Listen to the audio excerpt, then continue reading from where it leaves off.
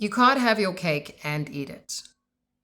Okay, I am winding down a pretty intense week where I feel like I internally was stomping around the entire week, feeling like, oh, but I can have my cake and eat it. I want to be able to have what I want go the way that I want in the format that I want. I don't want all the other things that come with the beautiful, delicious thing. Where am I going with this? So many of my clients have come to a place. I don't know if it's just because this is part of my soul journey that a number of clients that I have naturally attracted have ended up being in a space where they've come to a precipice where they have to decide, okay, do I stay in the secure tunnel of the thing that I've done for so long, where I keep earning a salary from corporate, which is great and aligned and good and right for many people. Please don't hear what I'm not saying. Guys, running your own business is not for the faint of heart. It is not for everybody. Coming back to the topic at hand.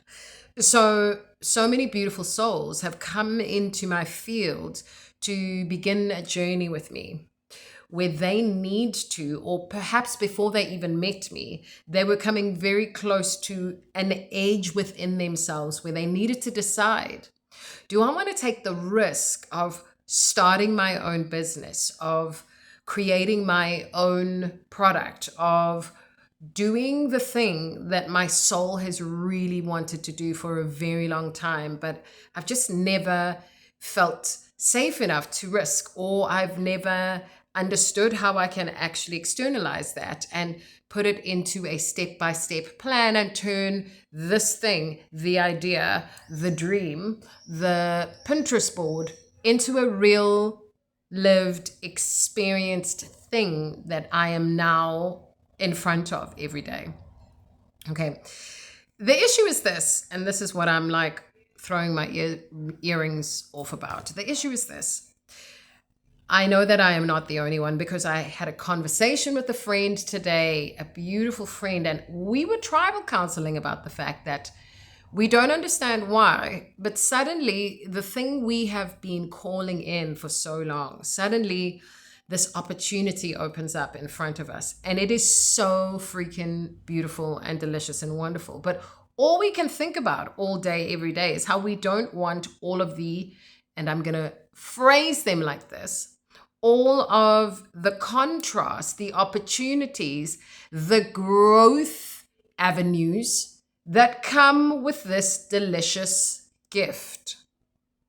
What am I rambling on about? If you are deciding that you are going to move beyond just being in the stage of like pulling something in, dreaming about it, writing about it, plotting and planning about it, strategizing about it, and you start to actually take action in alignment with what your soul is calling you to do, if you start really flowing with the nudges that are leading you deeper into your heart's desires, inevitably you are going to suck in a door that is going to be in front of you, that is going to be like, yeah, this is the thing you were asking for the first time.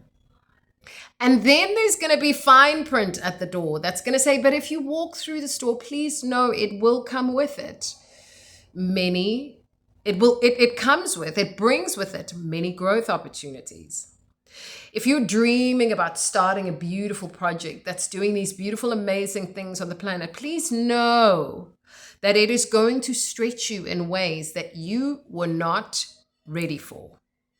It is going to bring with it starting your own entity. It's not just because, oh, it's going to bring all of the this and the financial stress and how am I going to understand how to do the marketing plan. It is going to press against parts of your identity matrix that you have never felt ready to even look at until you said yes. Let's dive into the relationships and that side of things. I hear so many women talking about, oh, I want to meet the man of my dreams. I hear men as well who are like, I really want to call in my person, whoever that is. And I have this beautiful dream about who I want this person to be. And then sardinely, a beautiful, delicious creature drops into their laps. And this person has so many of the things that they were dreaming about calling in. They're like, oh my gosh. And then there's usually a little caveat that's like, oh, but he's not quite all there. He's still growing in this area. Or she's mostly what I'm looking for, but it's just this one little thing that's like, must I read that, see that as like a, no, I'm settling? Here's the catch 22. There are seasons in our lives where we are meant to live through the invitation to journey with and commune with the thing that we call in, to journey with the beginning stages, the teething stages of a business where it's not all easy, where we've made all the plans and we had all the clever strategies, and you may have even had your bum in the butter and had an investor throw a lot of money at you. That does not guarantee that you will have the best outcome. What is going to happen is little aspects of your being that have needed deep love and nurture, that have needed to be seen and held, that have needed space to let go in order to start to bloom, to flourish, to heal even.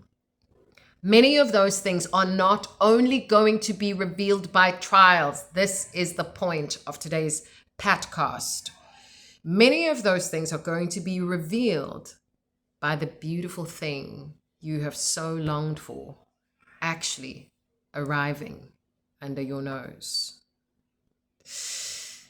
You will probably want to run away. You will probably want to give up. You will probably think, why am I bothering? You will probably think, maybe there's somebody better around the corner. You will probably be flooded with all these questions that make you want to step back into your old identity matrix. But the invitation here is, can you allow yourself to really expand your receiver and say yes to what doesn't come in the way that you thought that it would?